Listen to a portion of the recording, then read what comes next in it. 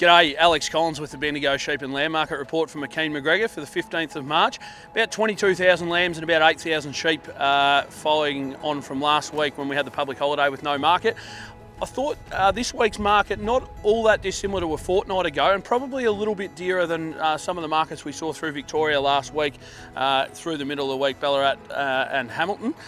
So on the heavy lambs, a little bit more competition from a couple of northern processors today on the heavy end of lambs, up to about 270 there. Most of those extra heavy lambs, 750 through to sort of 760, 770 in places. 28 to 30 kilos probably didn't make quite as much sense a kilo, I think, in some respects. 740, 750, most of those lambs, they're in a bracket sort of from 220 through to 235. Your heavy trade lambs, not as much supermarket competition as what we've seen sort of, going back 3 or 4 weeks ago. Those sort of lambs there today, most of your supermarket lambs 185 through to 200, maybe a few over 200 sort of thing, 770 through to 790.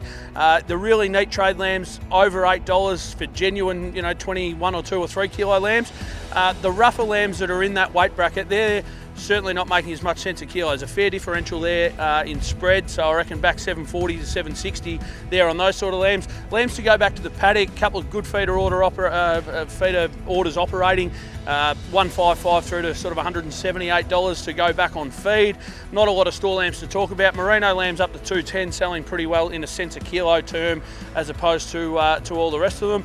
Heavy sheep, a little bit cheaper than what we've seen, certainly in line with what's happened at other centres, but crossbred ewes still out to 240, heavy merino ewes 210, good runs of weathers there today from sort of 175 through to 200, lighter weathers and tradier sheep 155 through to 170, a very light sort of sheep getting down sort of from 100 to 115 or $18.